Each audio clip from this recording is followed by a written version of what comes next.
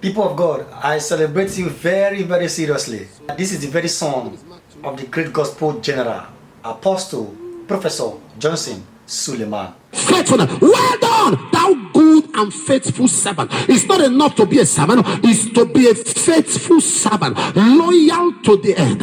Faithful servant in your utterances, in your statements. Be a person that gossip dies at your feet. It dies. When they bring any story about any leader, it dies because you kill it. See, I don't want to hear this matter out of this place. What is that? No, you amplify it. You amplify it. And that's all. Without the look, this organization, I tell people all the time, you see, when you are someone who works in a system, the privacy of your MD is not why you were employed. Your director in the office, you employ. Everything that happens around this life is not your business outside the work. Your boss is on the call. You don't stay in the car. You come down. They know you are trained. You don't sit down there and you are shaking your head. No, you step. It doesn't have to tell you. There's a way you behave. They know you are trained. Your boss in the office has issue with his wife. It's not part of your job. Am I communicating here? It's not part of your job. It's not part of your job. I'm telling you why people lose their jobs, get into crisis, and yet they say, yet I'm under grace. You are under grace, but you don't have sense.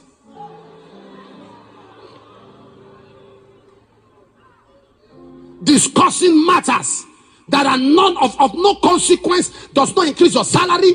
Discussing matters.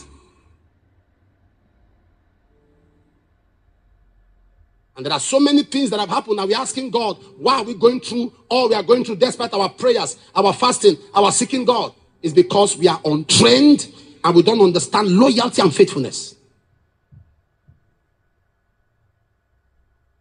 Well done, thou good and faithful. Faithful is loyalty to the end. Faithfulness is loyalty to the end. And you must understand that in this kingdom, what faith cannot do, faithfulness will do it. Sometimes when your faith fails, God checks your faithfulness. When your faith is last, your faith gets to the end, to the elastic limit, God checks your faithfulness. How faithful have you been? Please, no matter what you do in your life, do not kill trust. Try not to kill people's trust. Somebody made you, something in the office, it is trust. Somebody gave you a leverage, it is trust. Somebody marries you, it is trust. You know what it is to marry somebody? Full human being, you marry the person. You are laughing. You don't know what it means? Meaning at night you sleep off, you don't know what the person is doing. The person has family members, has relatives, you don't know what the plan is. You just sleep off, forget yourself. The same roof. Full human being. You married the person.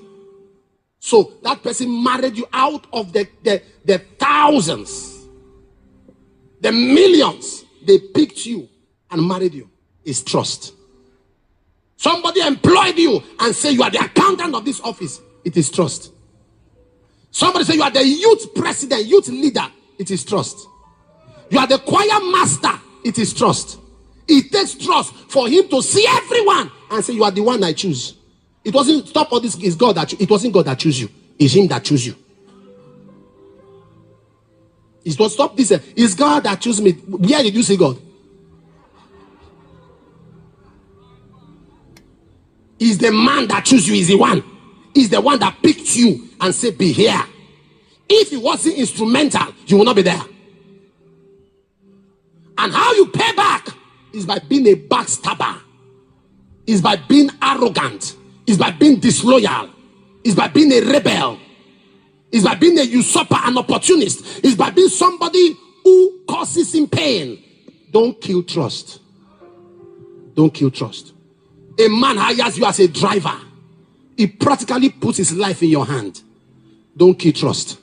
Don't become that person that conspires with others to rob him. Don't kill trust. Don't kill trust. Don't. Somebody carried you as a friend and said, come and live with me. You ended up causing pain. Overnight, you have stolen his things. Don't kill trust. Somebody employs you and say, become a sales girl. Why you are working under that person? You are thinking about to start your own company. Move all the customers. Don't kill trust. Initially, when I see organizations where they have so much expatriates and white people, I used to get offended. I say, why don't we hire our people? Let's hire our people. Let's hire Nigerians. Let's hire Nigerians. Let's promote Nigeria. Until I found out why most of them do it. I found out why most of them hire whites, not blacks. When you hire a white person, that business has a future. Because as far as you follow the contracts, the paperwork, you pay me, no problem. You hire a black person, he will use your business to start his business. I'm telling you, I relate to white people. So long you follow, they believe in contract. Follow that contract. 20 years, they are with you. 30 years, they are still there. Even if they are leaving, they will bring somebody competent. A black man, as he's leaving the company, he will carry other workers like Satan, who carried 2/3 in heaven. He will carry other workers. Don't kill trust. Because when trust is dead, everything is dead. When people don't trust you anymore, when people look at you and they can't trust you, please, that's a definition of somebody who has gone into extinction. People can love you, but they don't trust you. Oh, no problem. But when people trust you, a friend told you a secret and said, nobody knows this. You are the only one that knows it. That is the height of trust. You carry that secret to the marketplace. It's not that friend that you have destroyed. You have shown that you cannot be trusted.